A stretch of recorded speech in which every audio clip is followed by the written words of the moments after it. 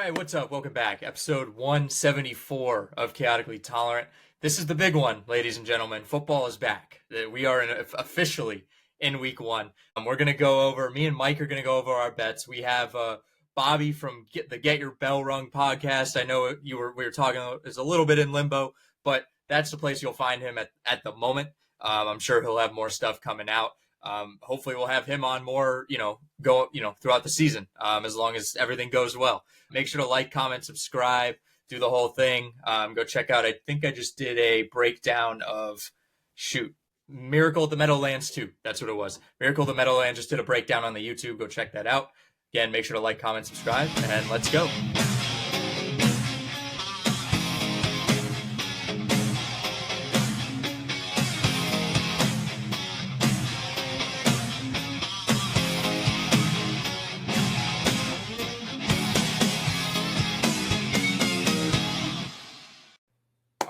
So, Bobby, give us a little introduction to yourself because you're brand new. This is your first appearance.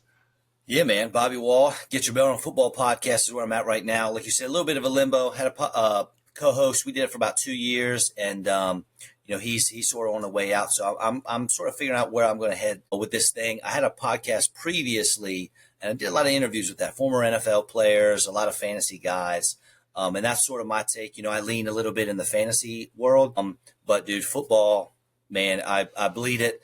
It's Sunday, so a pretty rough day around my house because, man, I'm an Eagles fan. I know you that Miracle at the Meadowlands, all that good stuff. My family knows. I got a couple kids and a fiance, so they sort of leave me be on those Sundays. But I'm excited, man. I appreciate you guys having me on here. Can we shout out Diaper Dust too while we're on here too? You want to, man. Thanks, Mike. Now, my fiance invented a product called Diaper Dust a couple years ago. Diaper deodorizing powder. If listeners out there have some kids or adult incontinence, we're not judging here. But you go to the bathroom in the diaper, you sprinkle the diaper dust in. No scent, no smell. Throw it away anywhere. She was on Shark Tank. Got to deal with Mr. Mark Cuban. So pretty cool stuff there. That's awesome. That's really cool. Good for her. That's a great product too. I mean, how could you not want that, especially if you have kids? So good on her. And I completely get it about the football Sundays. My family knows not to schedule anything. My aunt actually texted us. She was like, "Oh, do we want to do a game night this weekend?" And I was like, "Well, no Sundays. I'm not doing anything on Sunday." They're like, "Why do you have to watch all the games?" I'm like, "Why would I not watch all the games?" From 1 o'clock till midnight, there's football. Dude, my fantasy league record, we've been running this thing. I think this is year 15. And right around year 10, one of our guys was like, "Hey, a couple months from now, I'm getting married, October, on a Sunday." And we were like, "What? What are you doing, man?" We all had our phones out watching the games during the ceremony. It was bad. I have to go to a wedding in December, and I think it's going to be on a Sunday. And it's for my girlfriend's friend. She's a bridesmaid. And I was like, "So you're going to make me go to a wedding on a Sunday in December? All right, my phone's going to be out. I might even I'm not bringing a laptop. But, that'd be a great thing. Just have my laptop on my lap while I'm watching the ceremony. Everyone will be fine. I'll be quiet. Keep my mouth mostly shut." Do it. But let's jump into our bets. So something that I do on the socials, I haven't brought to the podcast yet, but we're bringing it now. Have our weekly bets. Mike has prepared them as well. Bobby, you're going to react. All of our other Chaotically Intolerant people have prepared bets. I don't have them yet, but they will go out on socials. So I'm going to start with my money line favorite.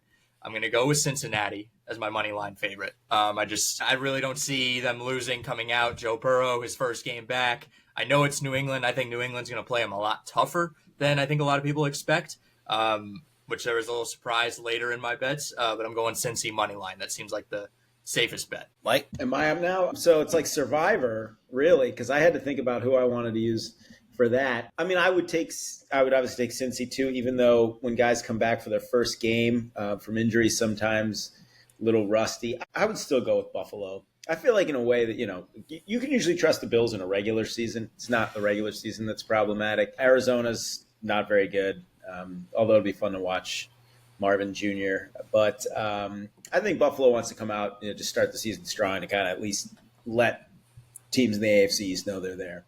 I like this. So for me, the Pats, man, the strength of that team is that defense, right? And they got Jacoby Brissett. He's probably not going to make too many mistakes. But, Mike, like you said, we got Joe Burrow coming back from injury. That's interesting. And does Jamar Chase play week 1? Yeah, that's a big question. Because he's off. He's not practicing right now. He came back for a day. Yeah. Right? And made the head coach look kind of like a fool when he's like, oh, yeah, we're ready to roll. And then guess what? Well, day-to-day? Who's day-to-day when you're not injured? Mm-hmm. Right? He's day-to-day because of a contract dispute. They still own 2 years on Jamar Chase. So this is interesting because they got questions in the backfield. We don't know we know who Zach Moss used to be.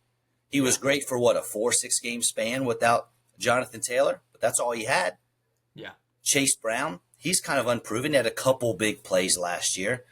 Boy, New England comes in. They shut down T. Higgins, Joe Burrow. That's it, right? The old Bill Belichick. What did he say? You're not going to beat us with your best player. Well, if your best player's on the bench, who's next? Burrow, right? Yeah. So we're going to take out Higgins and Burrow, and then what do you got after that? So that's going to be interesting. I like that. I like your bet there. For me, I'm not as confident in that as you are. And, Mike, same with you, man. Buffalo, we've lost a lot from Buffalo. They have, was it the second most vacated targets of any offense? I think the Chargers had the most vacated targets from last year. They lost Stephon Diggs. I understand first half of the year he was a monster. Second half we tailed off a bit. Who's their wide receiver one? Khalil Shakir, you're feeling good about that? Keon Coleman, unproven rookie from Florida State. You feeling confident there? Because I'm telling you what, Kyler Murray, Marvin Harrison Jr., James Conner, Trey McBride, they're putting up points against Buffalo. Where's Matt Milano? Where's he? He's on IR. Yeah. He's on IR. Buffalo better be able to hang some points. Now, look, Cardinals' defense is terrible. That's going to be a bit of a shootout, I think. Yeah, I feel like a sneaky one would be the Chargers, though, at home against the Raiders. It's like the Raiders, man. But, division games, rivalries. Raiders' defense is going to be okay. That offense, man, Gardner Minshew, Aiden O'Connell, Jimmy Garoppolo, they're all the same player. But the Raiders' defense is going to be all right, I think. Yeah, if you still have Max Crosby anchoring it, I think you'll be okay up front at least, and I think they can patch something together. And especially, I don't even think Chargers fans are confident in their wide receiver group. I think we talked about it a few weeks ago. Their number one receiver is like probably a number 3 everywhere else. They have one guy who has 1,000 reception yards. It was DJ Chark Jr. Is that who you think their number one guy is? Yeah. I kind of think it might be Josh Palmer. Could be Ladd McConkey. I like Ladd McConkey. I think maybe he'll fit in perfectly. Like maybe he'll just take the rest of the targets, just by default more than anything as a wide receiver. But yeah. Let's go to the underdogs. I'm taking Tennessee as an underdog. Number 1 picks are they're defeated since David Carr won his first start. But all the other number 1 picks, quarterbacks, they suck in the first game. Andrew Luck, as a Colts fan, got his ass kicked by the Bears. I think it's time for the Bears. I believe in the Titans this week, and I hate the Titans, but I weirdly believe in them. Can I tell you something it doesn't feel good on the inside? But if there's a Houston Texans of this year, it might be the Tennessee Titans. I do not like Will Levis. However, they got Callahan coming over from Cincinnati, right? So we got that Joe Burrow offense. And we have DeAndre Hopkins who's aging. But how about you go BT Higgins? And we don't know if he's going to play week 1, but I got Calvin Ridley over here to be my Jamar Chase. I have not 1 but 2 decent receiving backs out of the backfield. I like this one, man. And look, I am crazy in the draft process. I break down film from the top 50, 60, 70 guys that I think might be a first-round pick. And Caleb Williams' film, for as impressive as some of the plays he made were, the plays he didn't make were very unimpressive. He holds on to that ball a long time, and you can see it a few plays in the preseason. He's got guys coming across the middle that's wide open, and you can see he's looking at them, and he doesn't give it up. He wants that big play, and if he wants to be successful in the NFL, he's going to have to hit those open guys as soon as he sees them. I like this pick on the Titans. Mike? Oof. I mean, there's a lot of low spreads this week, right? There's no like big double digit, like 15-pointer. I was looking at Pittsburgh just because, last year they got embarrassed opening day by the Niners. And I don't know. I mean, I understand Atlanta's got, an improved team. But, Mike Tomlin, man, he just squeezes, every ounce of production out of every guy he has. And who's to say TJ Watt just can't wreck that game completely for the Falcons offense? So I don't know. I mean, again, I just look at that matchup as like a trustworthy franchise versus an untrustworthy one. There's maybe not much more logic to it than that, but 3.5 points just tells me, generally 3-point spread is standard because it's just you get 3 points for being the home team. So I could see Pittsburgh pulling it off. I don't know, Michael Seth. No? I don't know. We got Kirky Cousins in the house. Are you kidding me? Look at that dude's stats for his entire career. When he's given the opportunity, he puts up numbers, man. He's going to get 4,000 yards passing. He's got some great weapons. And what have the Falcons been doing the last few months? They have been buying every free agent defensive player that they can because they know, they got a defensive head coach now. They got to bolster that defense. That's been a bugaboo for years for Atlanta. I don't know, man. Look, the Steelers can only do it for so many years. I mean, come on. Like, you're going to have a losing season. Mike Tomlin can't go his whole career without having a losing season here and there. I think this is going to be it, man. I got the Steelers missing the playoffs. And look, you're a Ravens fan, so you're welcome, Mike. Eat it up. Eat it up. But Atlanta's going to take this week 1 game. I mean, they won 10 games last year with like Mason Rudolph playing down the stretch. So there is some method to the madness, I think. And it takes time for, you put a lot of free agents together on the field defensively. It does take time. I'm not saying that I couldn't look like an idiot. I do a lot, right? The Steelers could get blown out. I think Jacksonville, by the way, as a 3.5-point underdog is interesting too. Florida battle. Miami, they used to beat all these teams early in September at home because they couldn't stand the heat. But Jacksonville's another Florida team, so that could be, I don't know. I actually had the Steelers game as like one of my most interesting games of the week, just because you have 2 brand new quarterbacks. You have Justin Fields, who we thought was going to be the starter in Atlanta. Now he's on the bench on the other side of the field. He's not even on the bench for Atlanta. You have homecomings for Arthur Smith, Cordell Patterson, and Van Jefferson. You have Russell Wilson, kind of like this is the twilight of his career. This is probably his last season as like a true starting quarterback in the NFL. And he's basically having to prove himself all over again, just like we did in Denver. I think it's one of the most interesting games that really not a lot of people are talking about. It doesn't seem like a lot of people care about this game. Here's a fun stat for you. Russell Wilson last year was 3rd in the league in touchdown percentage. 26 touchdowns to 8 picks. Do you know who he was tied with? Tell me it was Justin Fields. It was Kirk Cousins, baby. Yes. I love that. That makes it even better. Even better. Yeah. All right, to the spread favorites. I'm going San Francisco -4. I think that is, it's 4.5 on ESPN. I have it at -4 on Hard Rock. I don't believe in the Jets. Aaron Rodgers, I think this is going to be a competitive game. I do think it's going to be competitive, but I think San Francisco, especially coming off losing the Super Bowl, it just feels like it's Groundhog Day for the winners. Like every single week 1, it's like, okay, we were really, really good. We probably should have won the Super Bowl. We were so damn close, and we're just didn't quite get there.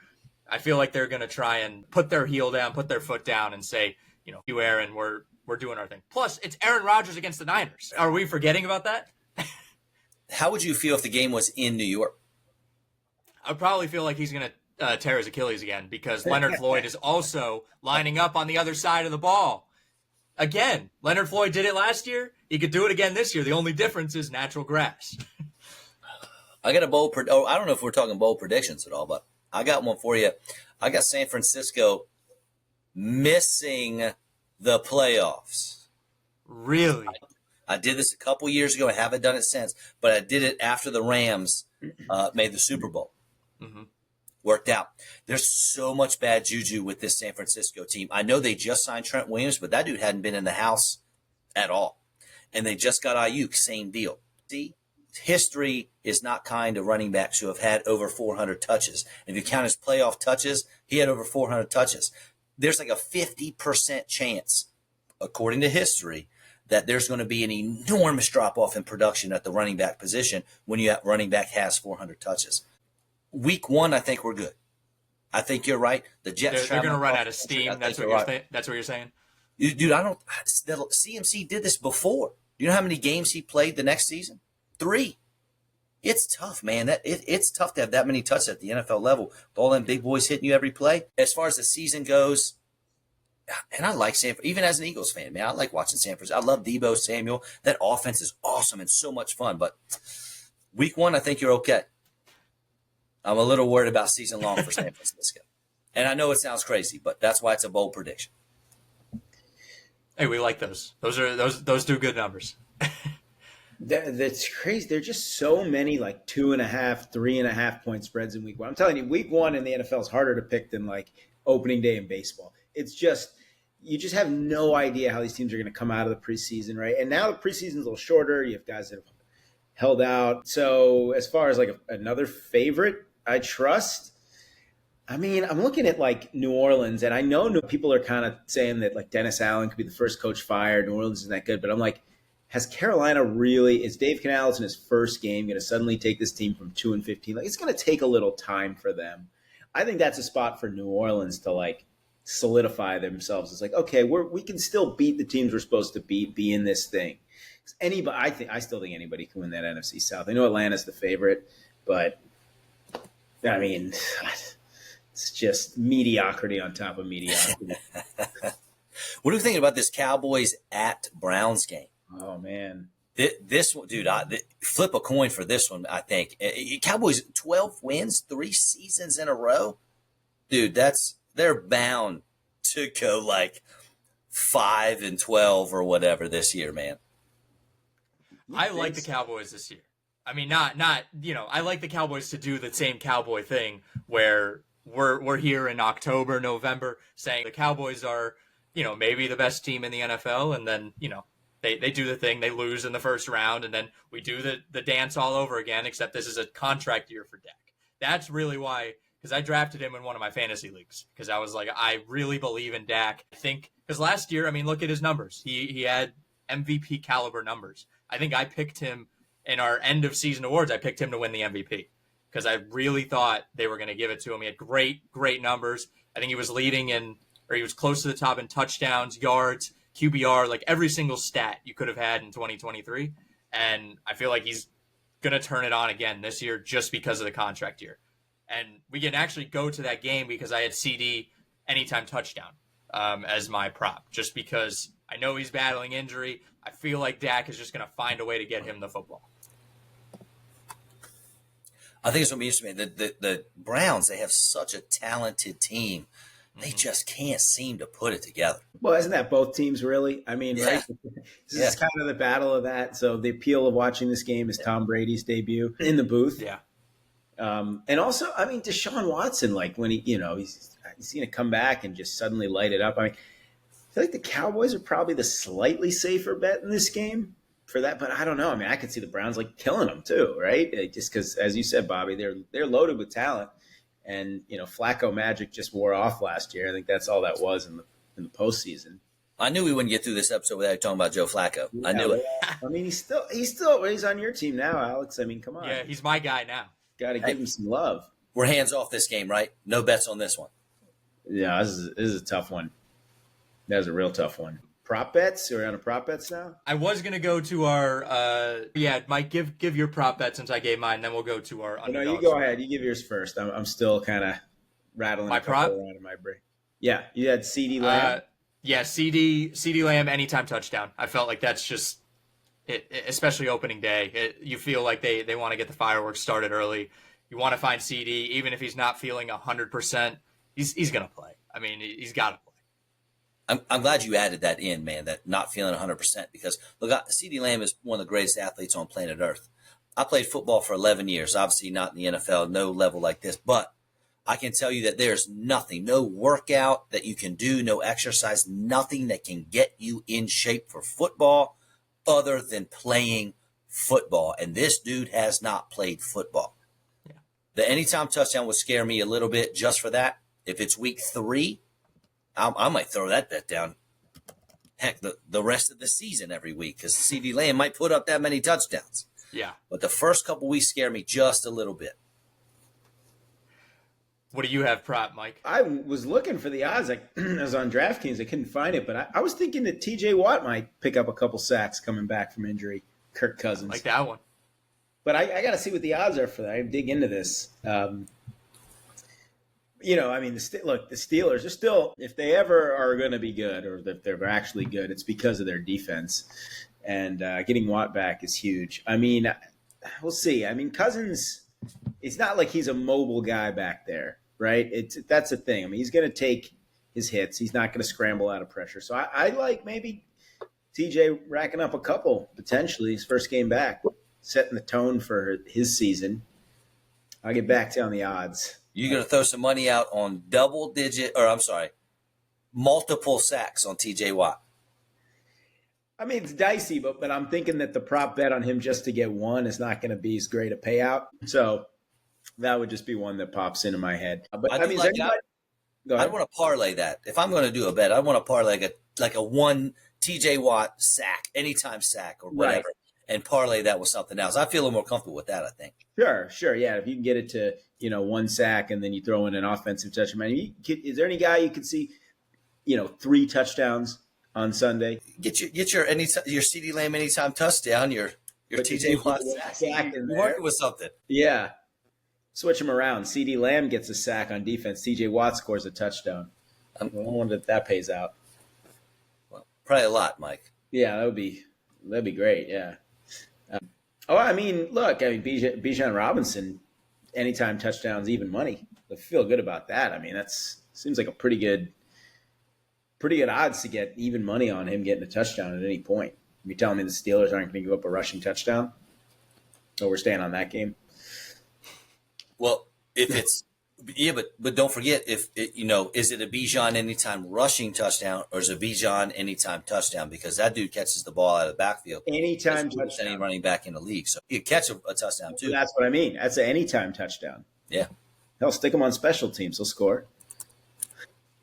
That guy's he's good. Yeah, he is good. All right, let's go to our underdog. So we talked about this game earlier, and I know some people get a little, they get upset if you pick the point spread, because I already picked Cincy to win money line. I'm going New England 8.5. I feel like New England is going to keep this really, really close. That's why I wanted to kind of hide my hand a little bit. I was like, New England is going to keep this one really, really close. Cincy is going to struggle. I feel like they will come out with a victory. It also just feels like perfect New England. Gerard Mayo won't get the first win without Belichick, and Pats fans will immediately turn on him, just immediately. They'll be like, why don't we win week 1? But they're actually somewhat used to not winning week 1. Yeah, dude, I'm unsure about your Bengals running away with this and winning the game at all. So I'm in on this one. Was it last year when Burrow had 4 picks and they missed an extra point or something and Pittsburgh beat them in overtime, or was it the year before? I think that was last year, wasn't it?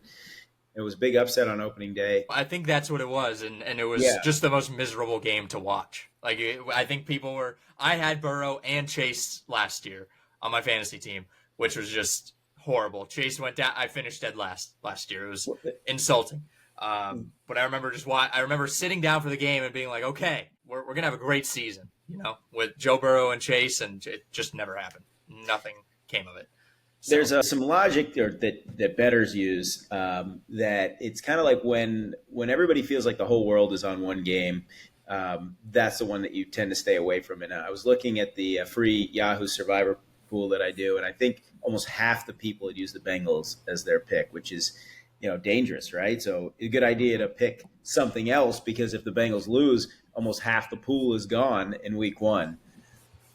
Well, what was it? 75% of bettors were on Florida State against Boston College, right? Is that what it was? I mean, wouldn't It was some outstanding. It was like some crazy number, some like really high percentage for yeah. them. And some guy also said he would eat dog poop out of like eat a piece of dog poop if Florida State lost after they lost to was it Georgia Tech?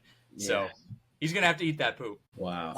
Some people are so dumb. That is. Why would you say things like that? Well, he's an FSU fan. What do you expect? Yeah, but listen, but on a much larger scale, Chris Mad Dog Russo, you guys familiar with him? Oh yeah, I know. He's Matt. got his own radio station, man. And he went out and said, it was something about the Eagles. I don't even remember what it was. I think it was the Phillies, actually. Phillies, that's what it was. It was the Phillies, yeah. Yeah, if they lose a series, if they win a series, he'll retire or something like that. Yeah, He put it out there on the airwaves. Oh yeah. In Arizona, And it was game, they came back, won game 6 and 7 in Philly, and he said, I'm going to retire if they lose. And guess what? Two things happened. Number one, he didn't make good on his work. He didn't retire. And number two, I haven't listened to his channel on Sirius XM radio since that day. Yeah, number two, he was wrong, so he loses credibility, and he stays on the air. So everybody loses. Oh, man. I know I'm a Philly fan, but, man, that got me. That's why you don't say things like that. No. There's no, I mean, Joe Namath guarantees. I mean, those days, it was a beautiful thing when it happened in 1969, but come on. Don't go out and giving bullets. I mean, imagine just, especially if you're playing, like the Chiefs. You want to just poke the bear and guarantee that you're going to win or something stupid like. Wait, I mean, Freddie Mitchell back in the day, right? Guaranteed the Eagles would beat the Pats in Super Bowl. Never heard it. Fred X. All right, Mike, give me your underdog spread. Underdog spread. I mean, I'm with you on New England. I don't want to just keep harping on the same game. You can be with me. We can have the same ones as well. I mean, Bobby got me thinking because I picked the Bills and Survivor. I mean, I automatically think that they're not going to cover the spread now. It's 6.5. It's like, that's a given. Just buy that thing up to 7.5. You'll be good to go. You get all these 3s and 4s, like I said. I mean, looking at Denver, and I'm like, I mean, Seattle's 5.5 points. Remember that game was the Russell Wilson return game, and it was a huge upset. It was the year that Denver ended up really sucking.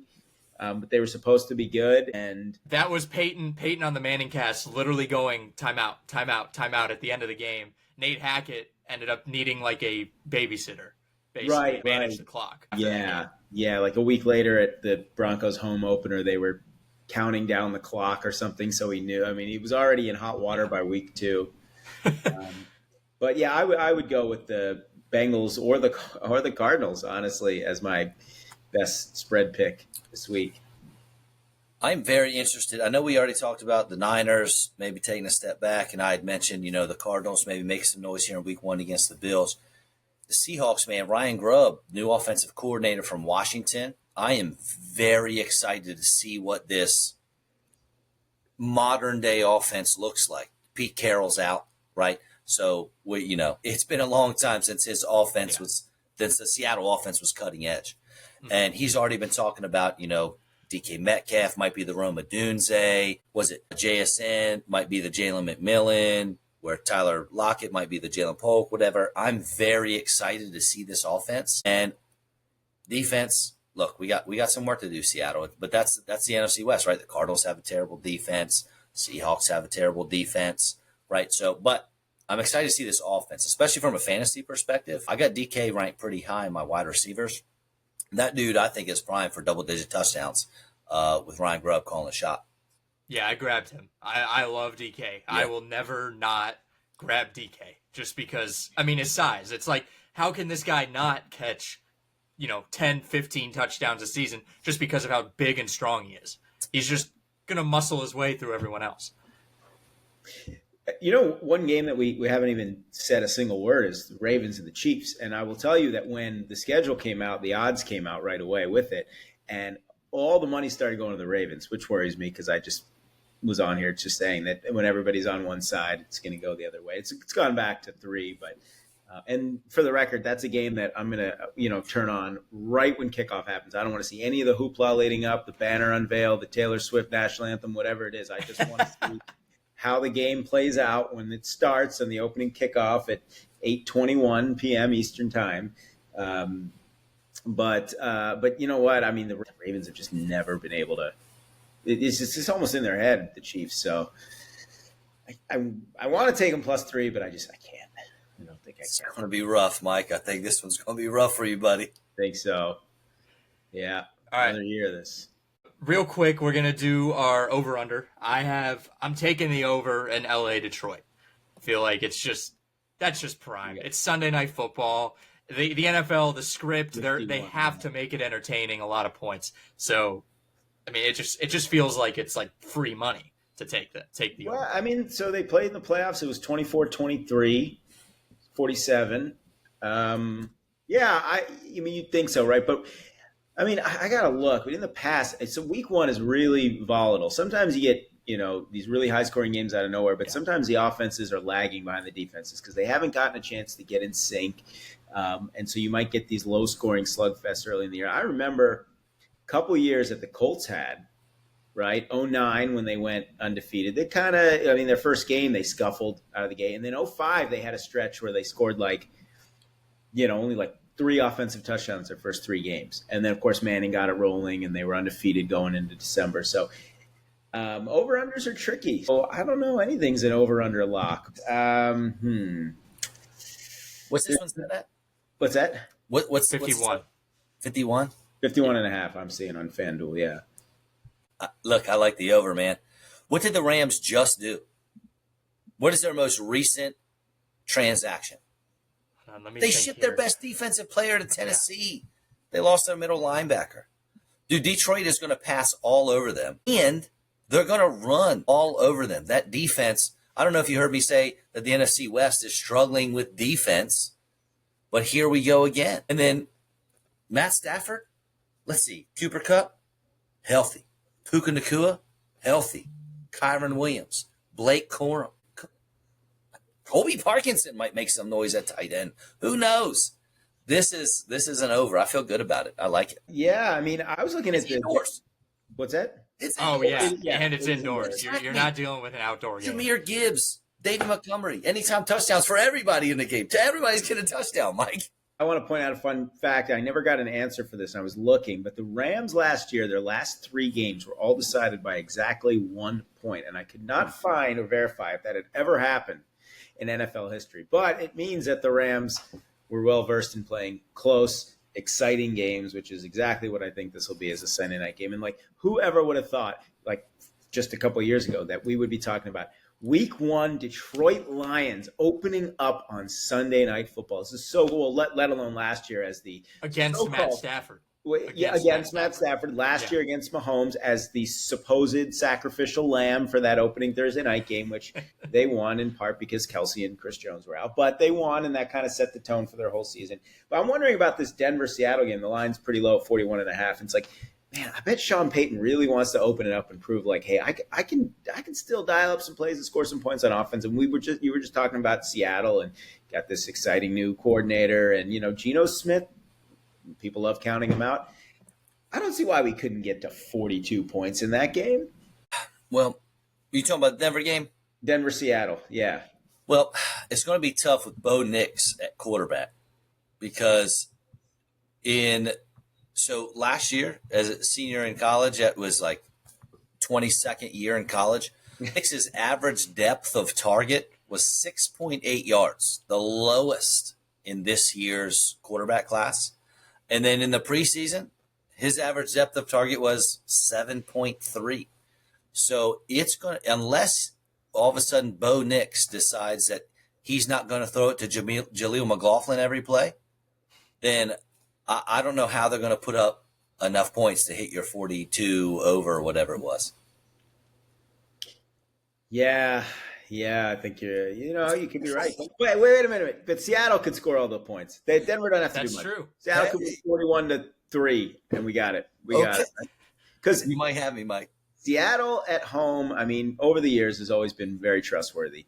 And when they played that game a couple years ago, I think it was 17-16. But you never know. I mean, another thing you always have to factor in, special teams and defense can score points. Sometimes you get these games, and for no reason they're shootout in part because of that.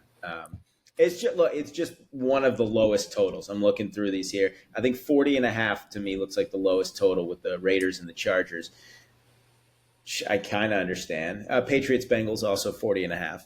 So I talked about the Seattle offense earlier, Mike, with Ryan Grubb, new OC. Do you think they're going to be, more potent this year? Oh yeah, yeah. All right. So when I look at that Denver offense, the receiving game, the passing game worries me. However, Sean Payton makes a lot of his money he's made. I know he had Drew Brees, but Drew Brees was set up because he had a great ground game, right? What if I told you Javonte Williams was going to be Mark Ingram and Jaleel McLaughlin was going to be Alvin Kamara?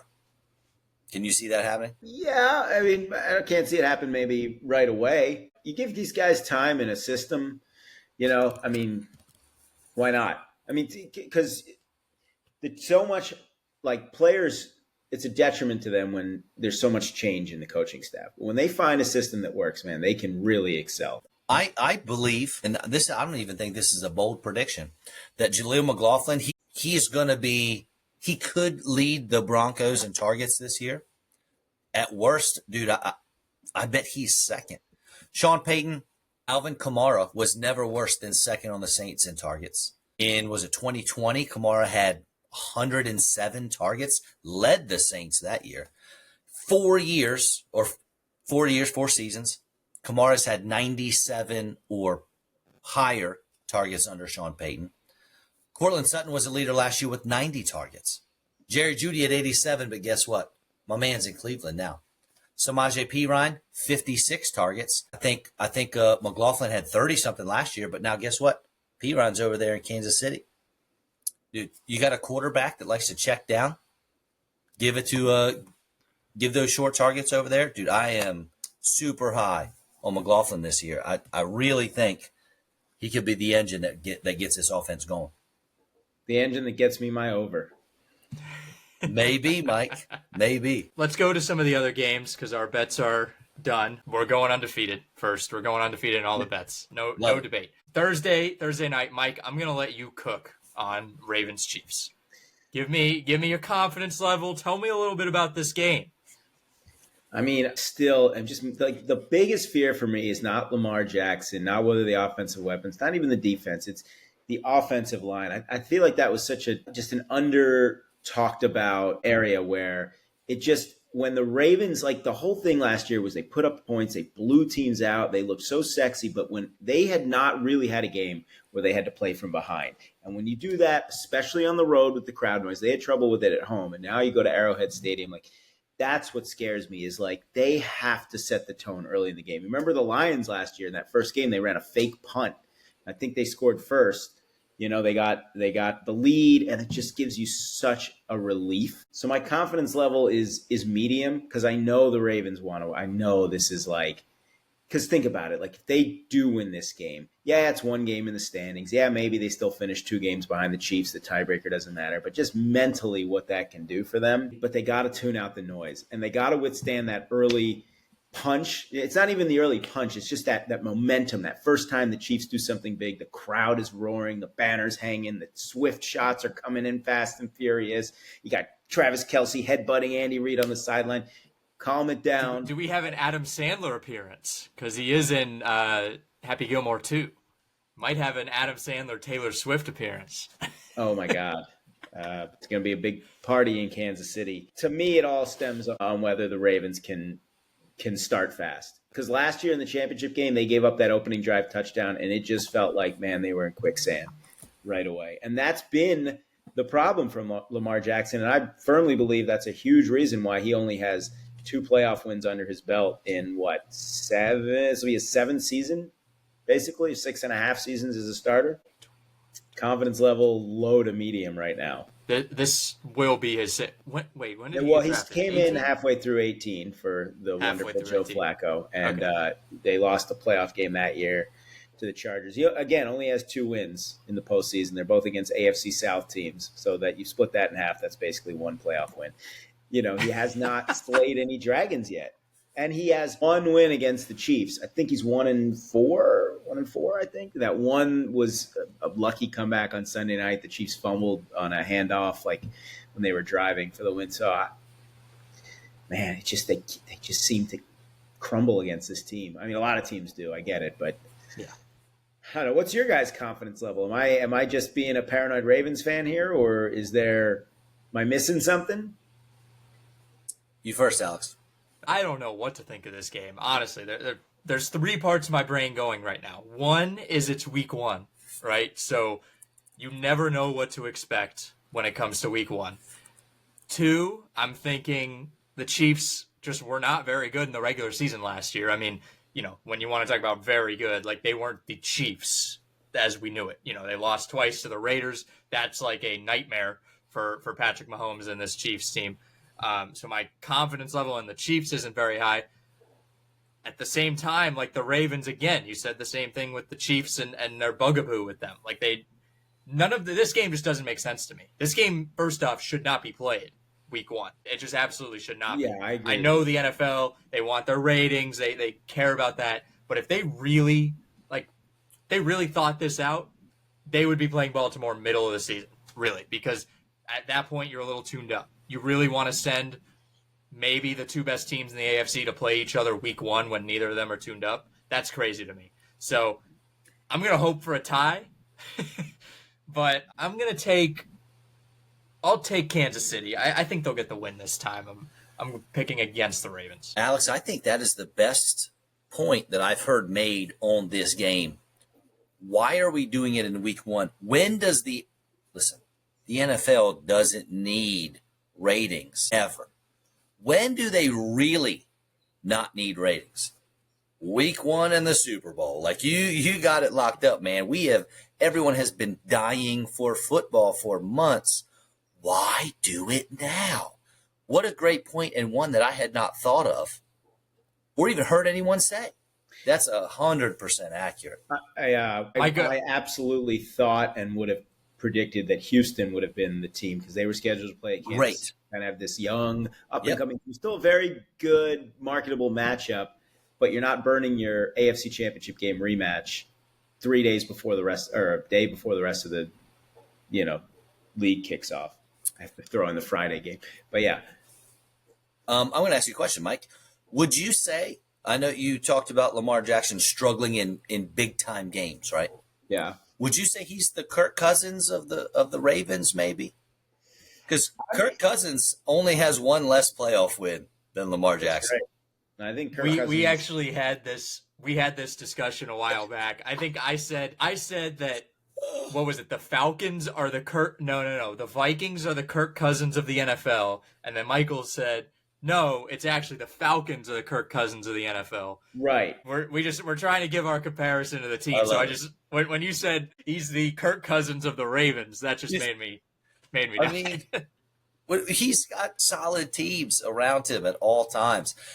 Dude, I don't see it happening, man. I got Chiefs. I know it's week one. What if it's not close, man? What if it's... It may not be. I struggle. The Chiefs, they lost this game last year, too. And that's hard for me to see them losing two opening Thursday night games. They lost some big defensive pieces, right? The Chiefs did. Snead, right? They traded Snead. Was it Willie Gay? He's gone too, right? Linebacker? Willie Gay went to the Saints, yeah. That's going to be tough. You guys got Derrick Henry, man. I hope that you're smart enough to give him the ball, 45 times. The Chiefs' pass defense was their strength last year, right? Their run defense was bottom half. They were middle of the pack somewhere, but I think just slightly bottom half. Listen, you better run this ball and run it well because you should be able to beat them on the ground, and that means that Patrick Mahomes isn't beating you through the air because if that dude's on the sideline, that's good for you, my friend. But I think the Chiefs are going to take this. Sorry, buddy. Yeah, no, I mean, I'm hoping for the best, expecting the worst kind of thing. I mean, look, the Chiefs' defense did not give up more than 27 points in a single game last year. That's 20 games. And it just was a stat that did not get talked about a lot.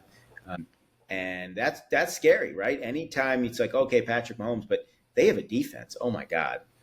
I mean, that just changes the ball game completely. They lost two of their best defenses. They do, but they lost two pieces. Alex, you said before, week one, that's the time you get these teams, right? The Pats, a lot of those years, Brady would have a slip up or two in September, and this is the time. I mean, so in a way, I think it's, it sucks from an NFL perspective, but I think it's good for the Ravens to get this game in week one. Let all the hype be around Kansas City, the celebration and all that stuff. Let them get caught up in it. The Ravens can come in, play football, and hopefully physical smash mouth football. Derrick Henry's had some big games against the Chiefs as a member of the Titans. So if he's got what I hope he has left in the tank, he could really be the key to winning this game. I like that you just talked yourself into it, Mike. Bold prediction, yeah. Hey, at least your game's not in Brazil. Yeah, right? And gang fights, and oh my God. It's not my favorite. And it's on a Yeah, Friday. let's talk about that one. So you're not allowed to wear green, but they're still wearing green. Right. Packers and Eagles. Yeah, Bobby, I'm going to let you cook on this one. Give me everything about this game. Forest fires. You forgot the forest fires. That the air quality might not be good enough for the players to breathe. So I don't know what you do there. NFL, what are we doing? Use Twitter now in Brazil. It just got banned. What are we doing, NFL? Can we just find like safe places to play games? Do we need Brazil? Do you need Brazil? Roger Goodell, that's what you need? I mean, come on. All right. Look, when we talk about first week of the season, a lot of times it's coin flip, toss-up games. We talk about the spreads, right? Super small. When you talk about overseas games, it's not a home game for anybody.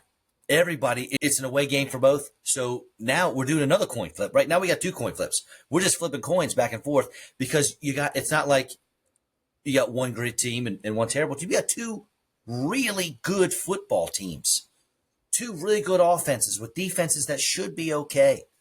The one thing that I'm holding on to is the change of coordinators. There were 2 things that people, I feel like, weren't talking about enough when the Eagles collapsed last year is the offensive coordinators. Like our offensive coordinator became a head coach from the Super Bowl run, became a head coach, right? Our defensive coordinator became a head coach. Both of them are gone, and we filled them with who? Right. Brian Johnson. I forgot about that. Right. Right. So that is enormous. And you go through, yeah, but you guys were like 10-1. I get it. But you ran the same plays every week. And eventually NFL teams like, oh, wait, I saw this from weeks 1 to 11. I'm going to defend this play. And that was it. It was all said and done. Now, Kellen Moore hasn't been he was a great offensive coordinator in Dallas, thought he was getting the head coaching job, didn't get it a couple years ago. He left. I like it. I like it a lot. I think he's going to open up this passing game. I think the deep ball is going to be reintroduced, right? Shane Steichen style. And then we get Vic Fangio. Nothing wrong with him. He's down there in Miami. He wants to be closer to family. Miami's like, look, you're an older dude. I get it. Get on up there to Pennsylvania, live with your family. And Philly's like, hey, come on in. Come on in. We need somebody. So I think the change in coordinators is really going to be beneficial to Philly. And since I brought it up, nobody ever talked about my man, Javon Hargrave.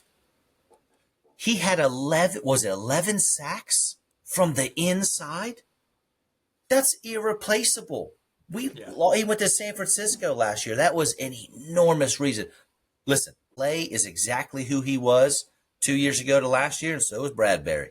You just didn't know they stunk until they didn't have that defensive pressure up front, right? You lose Hargrave, everybody else gets old. I get it. I'm hoping that the change, and Jalen Hurts, look, he's had a different offensive coordinator every year of his life since he played for his dad in high school. I'm pretty sure.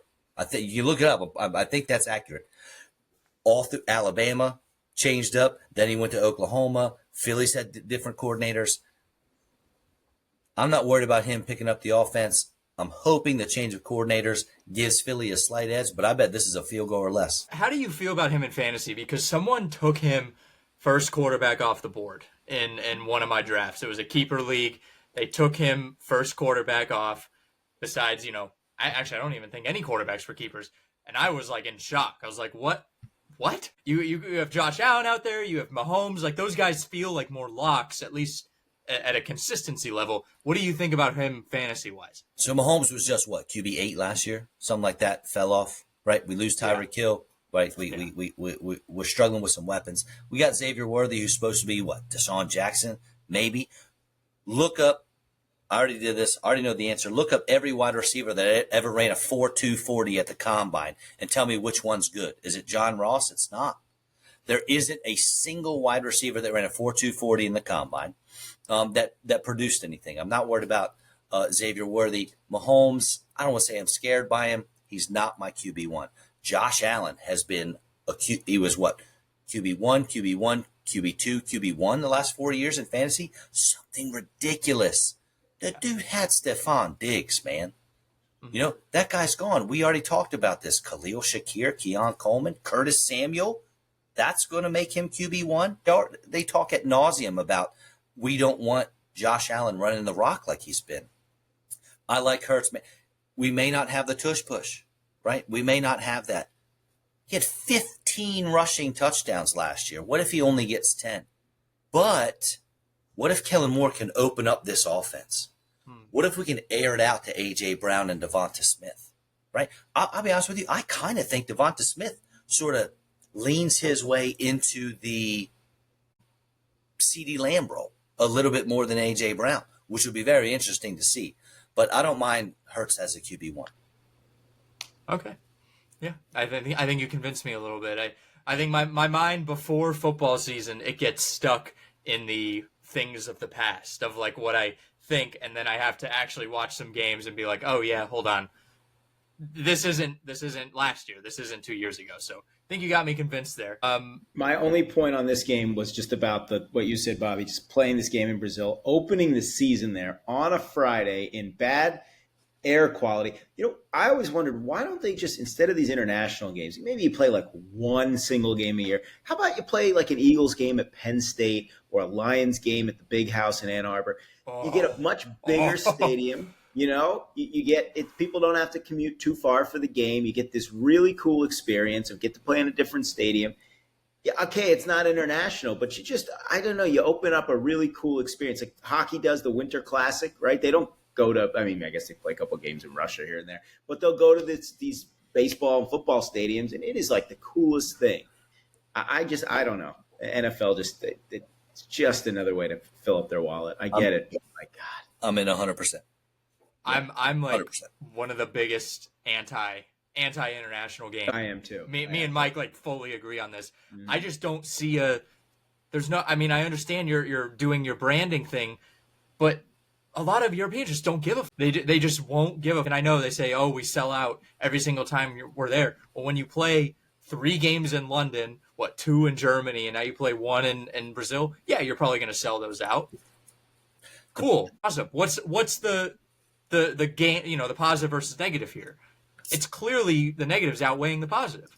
And the problem is the NFL can do whatever they want because the season ticket holders are still going to be season ticket holders even though they lost a game. I'm still going to watch.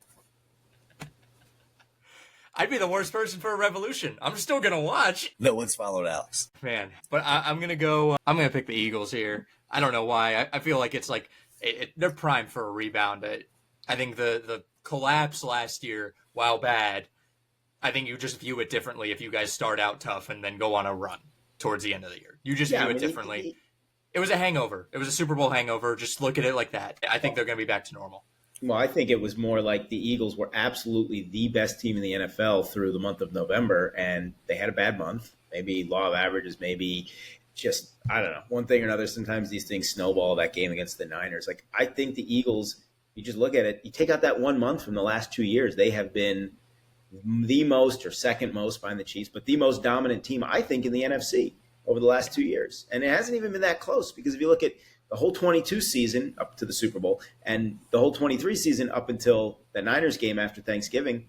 So I'm going with the Eagles too. I think the Packers are really good. I think they will live up to the hype for the most part, but I think they might get outclassed here. If you guys want to take 20 or 30 more minutes telling me about how the Eagles are great, that'd be fine.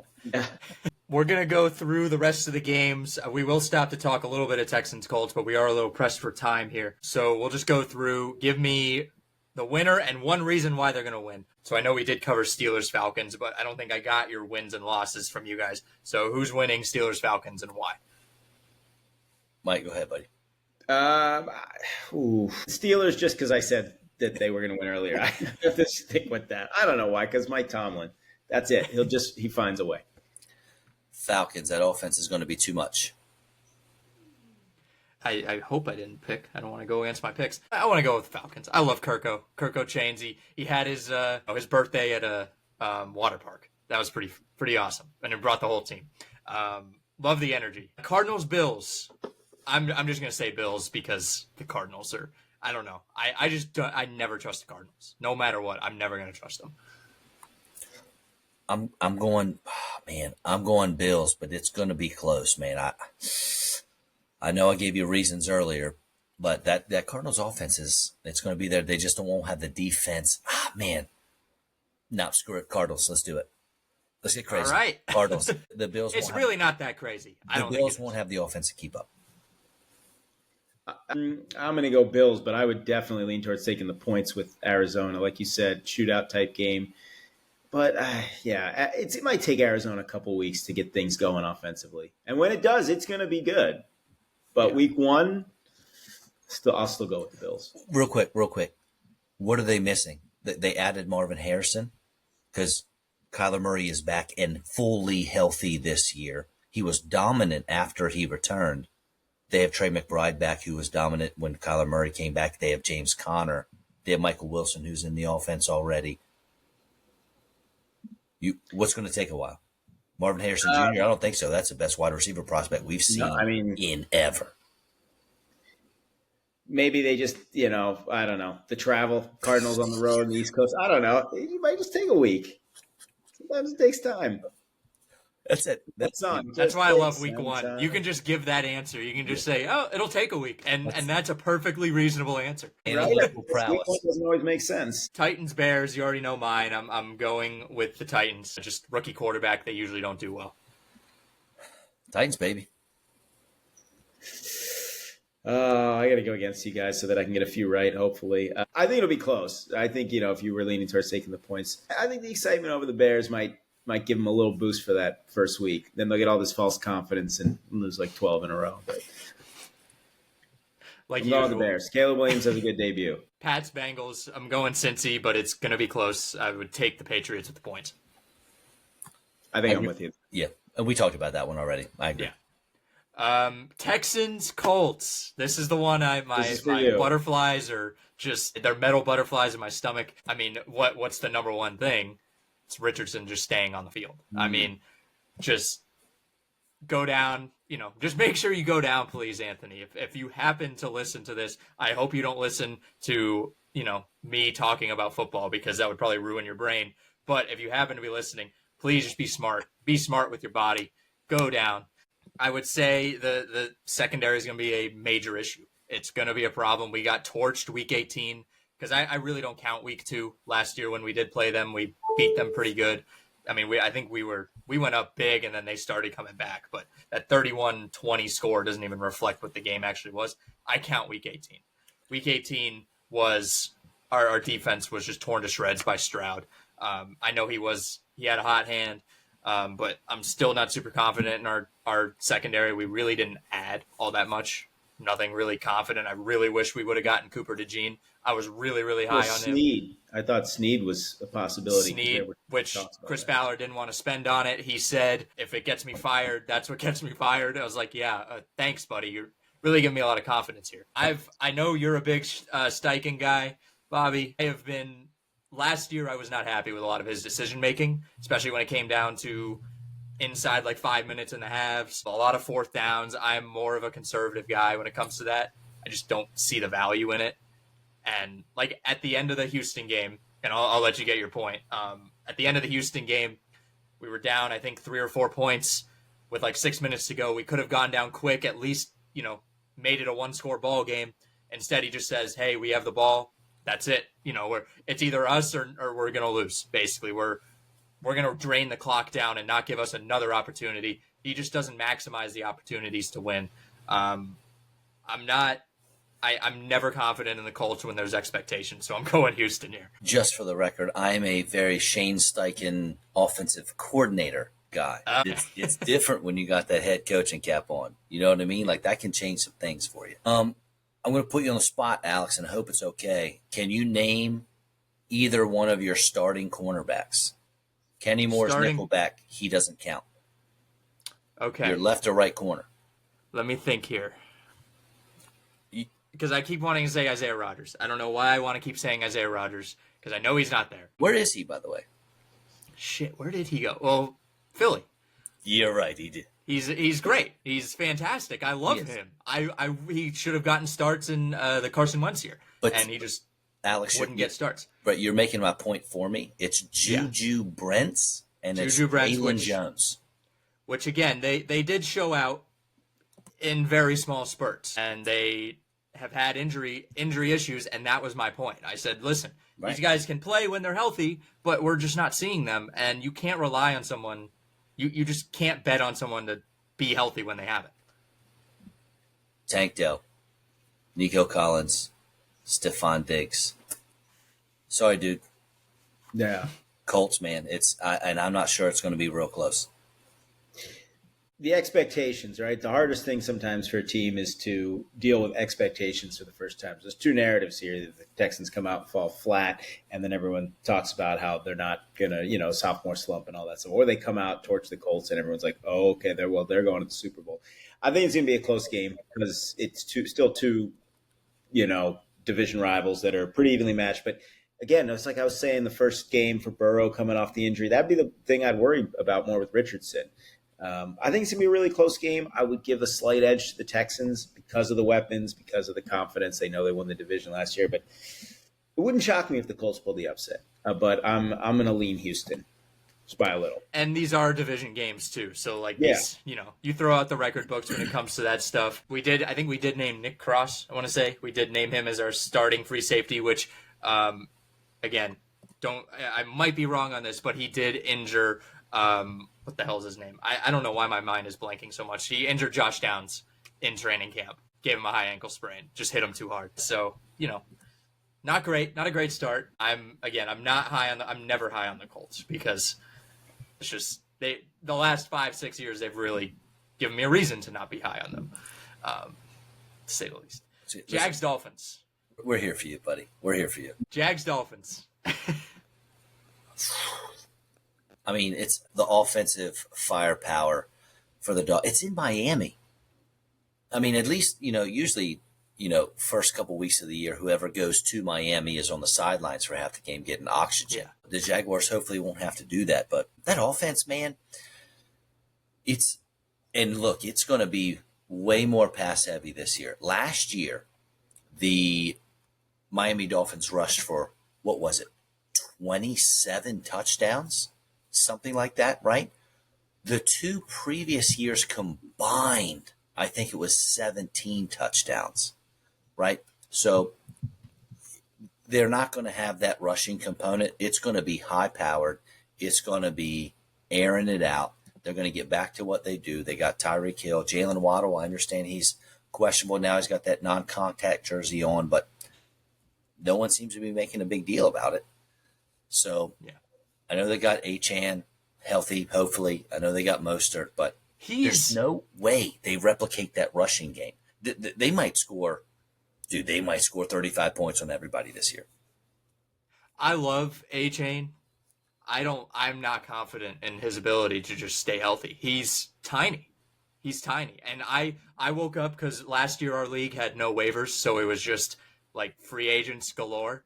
And I woke up at 3 a.m. last week to beat everyone else. My dad, who was in my league, was also up at 3 a.m. We were like ships passing in the night trying to grab Achane, and I grabbed him. And then he got hurt like maybe 1 week or 2 weeks later. So he's tiny, and I love him. He's fast. I love fast guys, but he might just not have it physically to stay consistent. Tua led. I'm sorry, Mike. Make your point. What were you going to say? I was going to say Tua led the NFL in passing yards last year. He had 29 touchdowns. You have 4,600 yards passing. You think you're going to be at 40 touchdowns, right? I think there's going to be, I know some people hate the term, but positive regression. I think it's going to, and I'm not a Tua guy. Gosh, I'm not a Tua guy. It just I'm makes into sense. a non. It just makes a lot of sense for them to get back to the passing game. Yeah, I mean, for me, I was looking at Tyreek Hill's injury status as a possible hindrance. Waddle had an injury in the preseason. I mean, I want to be high on the Jack. I love Doug Peterson. I know he's a Philly legend forever. Like I said, the Dolphins usually make players or other teams wilt in the heat, but the Jaguars should be used to it. This could be a fun game. This could just be one of those like big time shootout games early in the year. Defenses are tired and cramping up by halftime. This would be a good over, by the way. Thinking about it, I guess I'll take Miami. Oh, it's at 48.5 on ESPN right now. Yeah, that going back to our point earlier. What if I told you that last year the Jaguars had the 26th worst passing defense? Passing defense. I was going to say the offense because Lawrence's injury really hurt them at the end of the year, and I think that was a big reason why they collapsed. I'd say they gave up a ton of yards to Gardner Minshew in Jacksonville. And when last year they gave up a ton. I mean, it was garbage time. We were down so big, but I'm pretty sure they gave up a ton to him. I'll take the Dolphins barely. You know what scares me? Mike McDaniel's play calling. Some of these coaches, man, they're so overly aggressive. They get so creative. There was a game last year, I think it was against Dallas late in the year, where he threw like 2 or 3 straight goal line fades that just were not going to work. And they went for it on like 4th and inches. And I was just like, man, these coaches today are so analytics, are going for it all the time. It's just take the points. Don't call crazy plays. Just run the ball. You can run the ball 3 times in a row on certain drives. It's okay. This will be a fun game, though. Yeah, Jags gave up. Minshew was 33 for 55 for 329, a touchdown and 3 interceptions in the game in Jacksonville, which I was there. Which, Bobby, you don't know, I have a history. The first Colts-Jags game I went to was the epic collapse, the Carson Wentz year, when they fired Urban Meyer. All the Colts had to do was win the game and go to the playoffs, and just got their asses handed to them. I've gone every single year. Actually can't avoid. The last 2 years I've been given tickets when I tell them, no, I don't really want to go anymore. And they're like, no, I'm giving you tickets. You have to go. I'm like, God damn it. I actually have to go to this football game now. It's the worst. First world problems, right? Listen, I rode that Wentz ride, buddy. Oh, you know. I guess I'm going to stick with the Dolphins. I mean, the Jaguars, the heat is a non-issue because they have no shade at TIAA Bank Stadium either. Like, it's not even the Dolphins where they give them shade for the home team. The Jags just have no shade. But I just don't believe in the Jags. They never give me a reason to believe in them. So, go Dolphins. Go Fins. Probably one of the worst games of the week. Panthers Saints. I'm with Mike, man. Canales winning that first game with Bryce Young. Dude, I have no idea why anyone thought Bryce Young was going to be a really good NFL quarterback. I watched his film. I watched him throw the ball 3 yards down the field, and his playmakers do their thing in Alabama. Alabama's better than everybody else. Bryce Young was super smart. He did the Tom Brady thing. We just give it to the dudes and let them do their thing. I have no idea why folks thought he was going to be a great NFL quarterback. Man, it's Saints, and I'm comfortable with that. I mean, I'm really comfortable. You said Alabama's better than everybody. They're better than the Panthers, too, so I'm taking the Saints. Yeah, I'll go with the Saints, too. I'm believing in Derek Carr. And Reich didn't want Bryce Young, right? I mean, that was the whole thing. That is not something I do very often. Derek Carr's mother doesn't believe in Derek Carr. Reich didn't She believes in David. Well, David, last number 1 pick. We shouted him out earlier to win his first game. But Reich wanted he didn't want Bryce Young, right? Correct. The ownership did. Tepper, right? Yeah. Yeah, Reich wanted Stroud, I'm pretty sure. Of course he did. Because Stroud Why would you not? was a far better prospect. Actually, I was against Stroud coming out. I was hoping the Colts wouldn't touch him, and I'm wrong. I will admit when I'm wrong, and I am 100% wrong. Vikings-Giants, another just stinker. Minnesota is 2-point favorites at the moment. Why are tickets $97 to this game? That's what it says here, $97. I wouldn't go to this game for $10. Boy, that is. Man, Is this going to be the least watched NFL game? And it's week 1. Are people going to go? Is it going to be sold out? That's tough. You got Sam Darnold versus Daniel Jones. Well, Sam Darnold coming back to the Meadowlands, right? They don't want him there, Mike. They saw that already. I know. Well, maybe he wants to come home and prove it. Prove that he's this is the Saquon-less Giants too. So it's your big player is Malik Neighbors, right? Like that's like probably their big guy, their banner guy. JJ's going to show Malik Neighbors who Malik Neighbors wants to be. So I'll take the Vikings. I'm going to take the Vikings too. I can't shake that first game the Giants played last year at home, 40-0 in the rain against Dallas. It's not going to be that bad, but yeah. I posted a meme about that, just the ass kicking that got like 500,000 views on TikTok. So I thank you to the Giants for getting your ass kicked so bad because that resulted in that. I'm going to go with the Vikings again. The Giants have nothing. I don't know what's redeemable about the Giants. Raiders Chargers rematch of the just ass kicking from whatever week 15, 16, whatever last year. 63 to 21 game. Yeah, that got Brandon Staley fired, which should have happened long before that. I don't know how it didn't. But I don't know. I'm going to believe in Minshew. I'm going to take the Raiders here. Jim Harbaugh is so smug. There's no way he can lose his first game back in the NFL. Listen, I am 80 to 90% stats driven. Narratives don't do a whole lot for me. This is 100% narrative. There is no way Jim Harbaugh is losing his first game back just to annoy everyone. Right.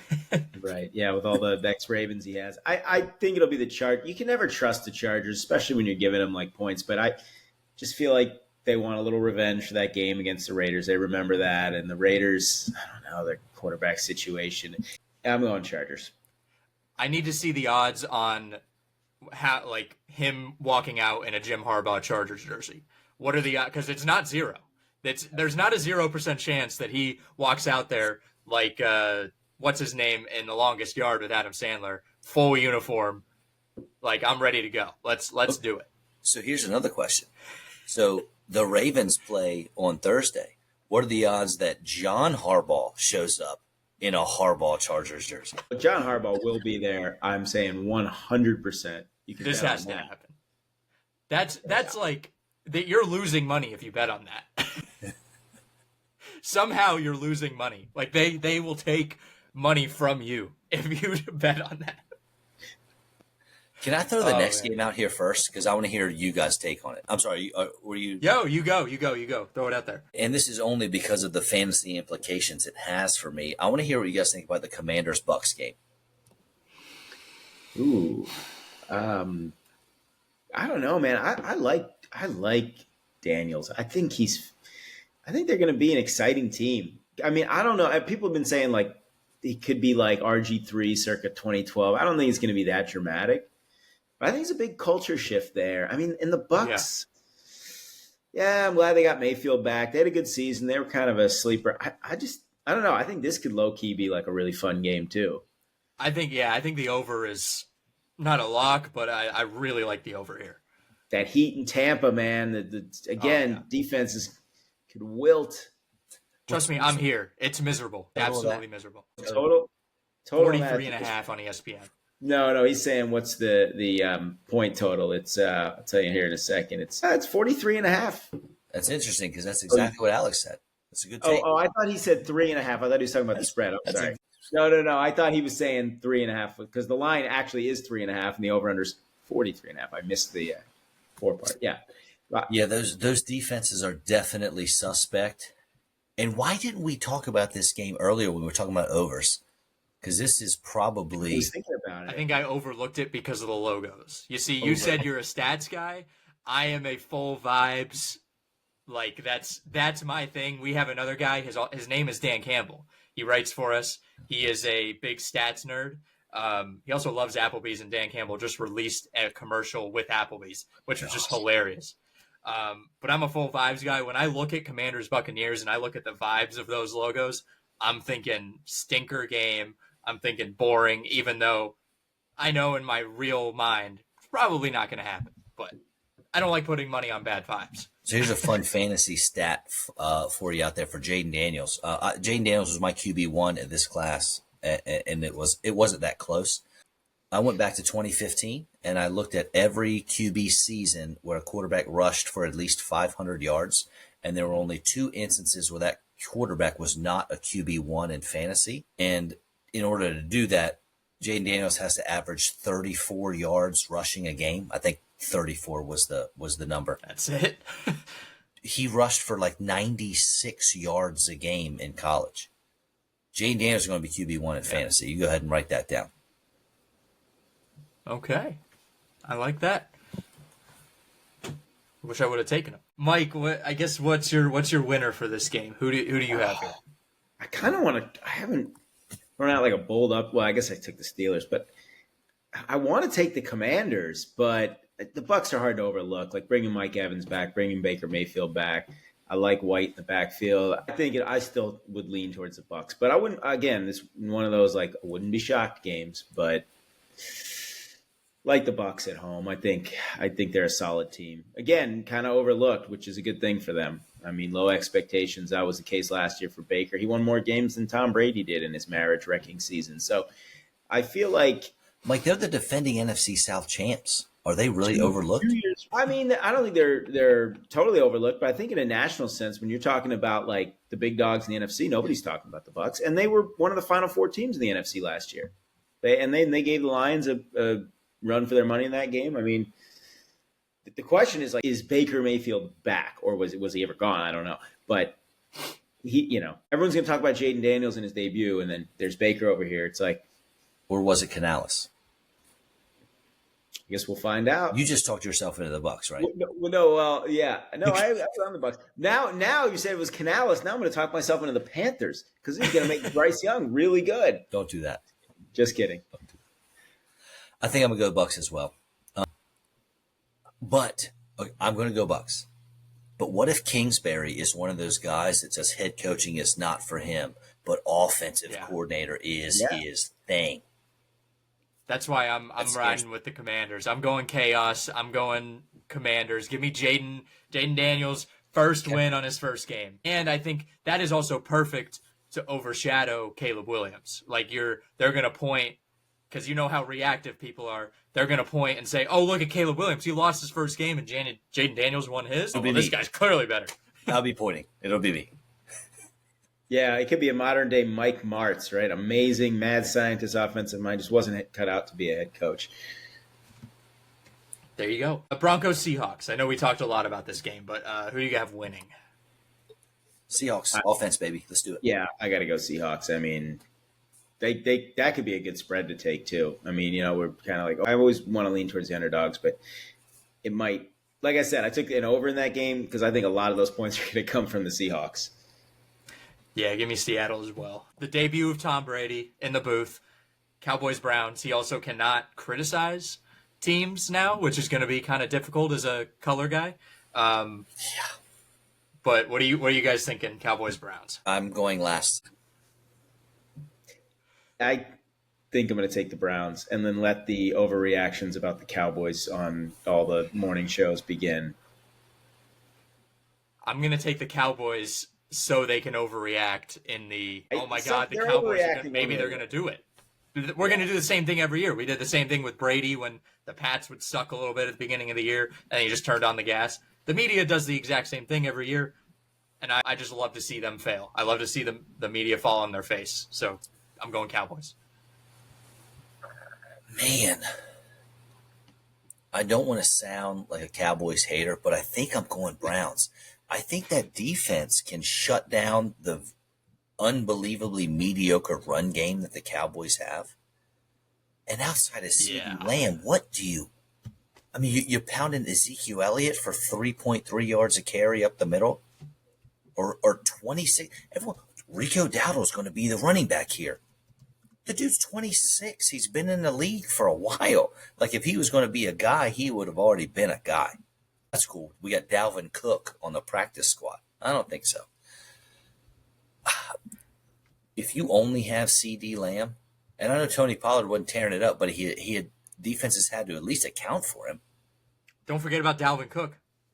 Dude, no, he's on the practice squad. No, come on. I think it's Cleveland. I think it is. Also, Brandon Cooks, 30-year-old Brandon Cooks as well. No. You just can't leave him out to dry. But the Cowboys do. They do all the time. Rams Lions. This is a tough one. I think this is a really tough one. Let's go Lions, baby. Come on. Come on. Let's keep this train rolling. You're playing at home. You know, you're on the big screen, right? It's Sunday night. Yeah. It's going to be a shootout. We already picked the over. Lions are taking this home.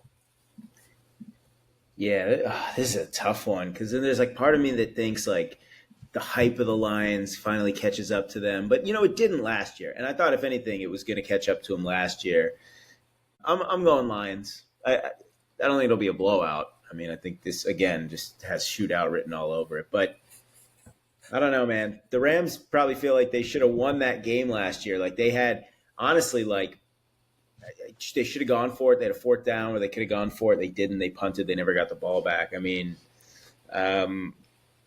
you can never count out McVay, man. I mean, remember a couple of years ago when the Rams, they won the Super Bowl and they supposedly sold out thing, mortgaged the future, and they had a bad year, and everyone's like, the Rams are going to stink for 10 years. Like, they're back, and some people are talking about them being a sleeper to win the NFC.